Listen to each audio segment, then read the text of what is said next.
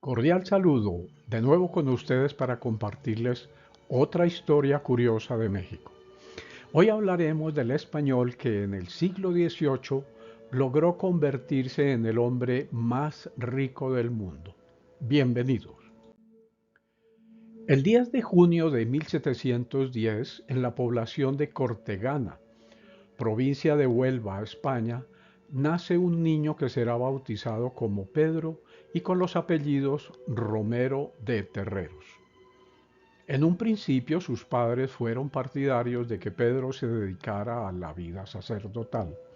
Sin embargo, un hermano de su madre, Juan Vázquez de Terreros, quien residía en Querétaro, México, sugirió que se lo enviaran allí para que le ayudase en sus actividades comerciales y de ese modo empezara a buscar fortuna. Pedro viajó en el año 1729 y muy pronto demostró su talento para la actividad comercial. Ayudó a su tío a recuperar su economía en un momento de crisis, por lo que recibió en compensación importantes sumas de dinero. Empezó a construir un patrimonio que fue base para desarrollar luego sus variados y ambiciosos proyectos.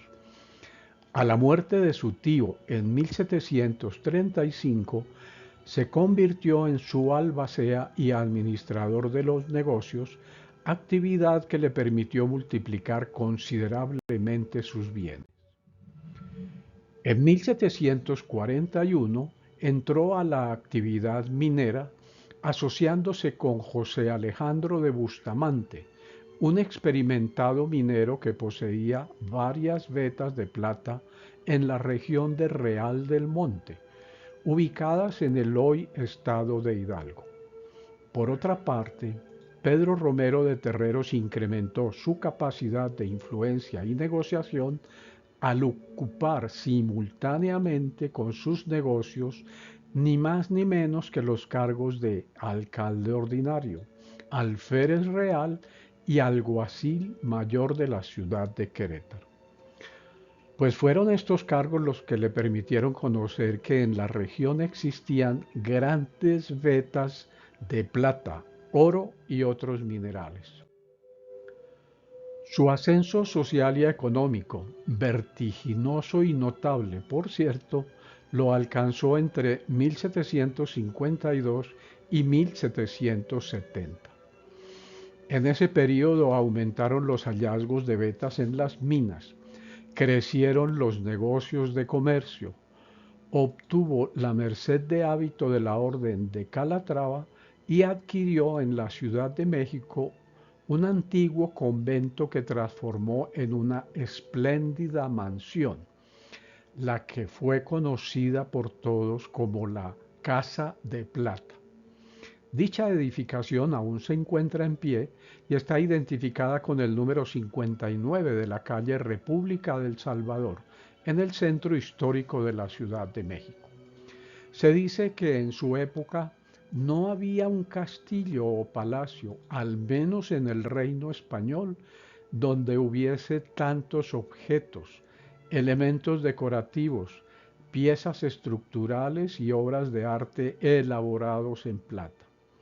Se dice que allí todo lo que pudiera o debiera ser metálico era de plata. Romero de Terreros tenía sus minas en la gran zona minera del centro norte del país, la cual le ha permitido a México en el pasado y en la actualidad ser el mayor exportador de plata en el mundo. Y como si fueran pocas las oportunidades para don Pedro, en 1756 se casó con Ángela María Antonieta Josefa Micaela Trebuesto y Dávalos Bracamonte, la hija menor de una familia de linaje. Su madre era María Magdalena Catalina Dávalos Bracamonte y Orozco, Espinosa de los Monteros y Castilla, más conocida como la tercera condesa de Miravalle, dado que la condesa era la propietaria de grandes extensiones de terreno en la Ciudad de México, Por ella surgió el nombre de una de las colonias más antiguas, más atractivas y más reconocidas de la capital, la colonia Condesa. Era muy relevante la generosidad de don Pedro Romero de Terreros, subsidiando misiones, sosteniendo conventos y seminarios y costeando de su bolsillo lujosas ceremonias organizadas por el Virreinato de la Nueva España. A veces tal característica contrastaba con algunas situaciones en las minas por su pretensión de incrementar las ganancias y abaratar los costos, reduciendo el salario de los peones e ir disminuyendo paulatinamente a los obreros especializados su cuota de participación en la producción. A Romero de Terreros, la corona española le otorgó el título nobiliario de Marqués del Salto, pero solicitó se le cambiase por el de Conde de Santa María de la Regla. Se dice que fue a esta virgen a quien se encomendó antes de su viaje a México y durante un momento crítico cuando estuvo a punto de naufragar entre las Azores y Madeira. La Virgen es de piel morena. Con respecto al nombre de Regla, existen dos versiones. La primera haría referencia a un lugar donde la Virgen tiene su templo con tal nombre. La otra está relacionada con San Agustín y tendría relación con las normas o reglas que éste redactó para organizar la vida de los monjes en el monasterio de los frailes agustinos. A Romero de Terreros su extraordinaria riqueza y su lealtad a la monarquía lo convirtieron en una figura histórica y legendaria. En muchos momentos patrocinó y asumió el valor de actividades que resultaban imposibles de costear por la corona española y hasta sacó de apuros en ocasiones su economía. Llegó al punto de regalar al rey una fragata de 3 cubiertas de 663 toneladas de capacidad y con 120 cañones. Esa fragata estaba construida enteramente en caoba y plata y la bautizó como Nuestra Señora de Regla, por lo que el monarca español ordenó que la Armada española siempre contara con un barco con ese nombre, tradición que se mantuvo durante muchos años, aunque hoy en día ya no existe ninguna fragata con esa denominación.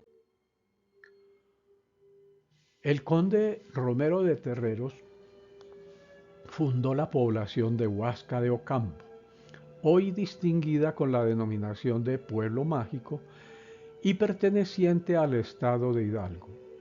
Dicha población se hizo famosa desde 1810, cuando Alexander von Humboldt, quien la había visitado antes, describió e ilustró sus famosas rocas basálticas en el libro en francés cuyo título traducido al castellano sería Sitios de las cordilleras y monumentos de los pueblos indígenas de América. El conde Romero de Terreros construyó en Huasca de Ocampo la hacienda de Santa María Regla, una esplendorosa propiedad que fue su residencia y que ha logrado sobrevivir en el tiempo. Con el transcurrir de los años se convirtió en escenario para la filmación de series de televisión y películas tales como El Zorro con Antonio Banderas. La hacienda, que hoy es un lugar de alojamiento turístico, carga una leyenda. Dice que en la oscuridad de algunas noches, Romero de Terreros veía una muchacha que se besaba con un hombre. Con el tiempo descubrió que era su hija quien se había enamorado de un capataz y que delante de empleados, mineros y esclavos el conde mató al capataz. Luego fue por su hija, la asesinó, descuartizó su cadáver y lo arrojó en una chimenea. Cuentan que por las noches la hija del conde de Regla recorre la hacienda y los alrededores llorando y lamentándose por las terribles acciones de su padre. Pero hemos de ser justo y darle los méritos al conde de Regla por una de las acciones positivas, tal vez la más importante y que aún existe.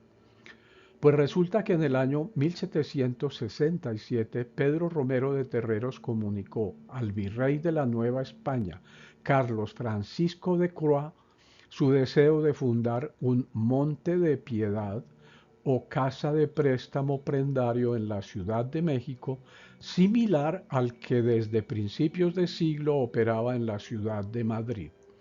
Ello con el ánimo de ayudar a los más necesitados con créditos de muy bajo interés.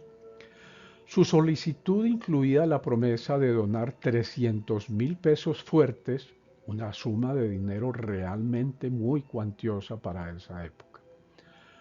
8 años después, el 25 de febrero de 1775, fue inaugurado el Sacro y Real Monte de Piedad de Ánimas.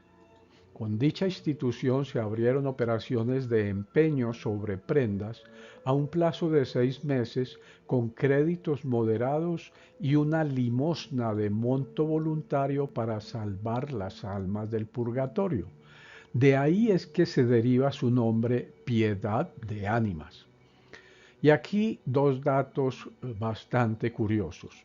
El primer cliente fue Juan Caravantes, a quien le fueron prestados 40 pesos sobre la prenda de un aderezo de diamantes.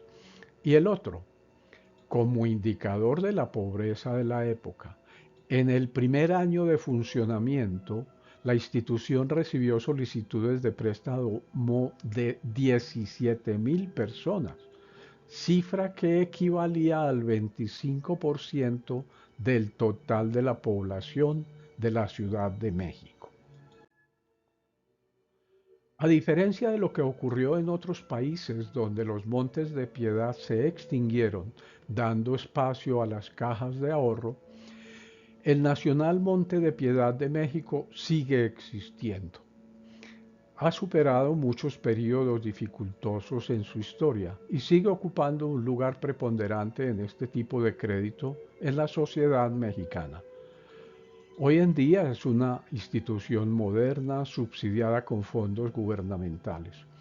Cuenta con cerca de 310 sucursales en todo el país, otorgando anualmente casi 10 millones de préstamos y atendiendo a más de 6 millones de familias. Nacional Monte de Piedad es la institución financiera más antigua de América. Para los ciudadanos más pobres del país, más que una casa de empeño, es una institución nacional a la que generaciones de familias que viven al borde de la pobreza han acudido para conseguir dinero cuando pasan un mes difícil.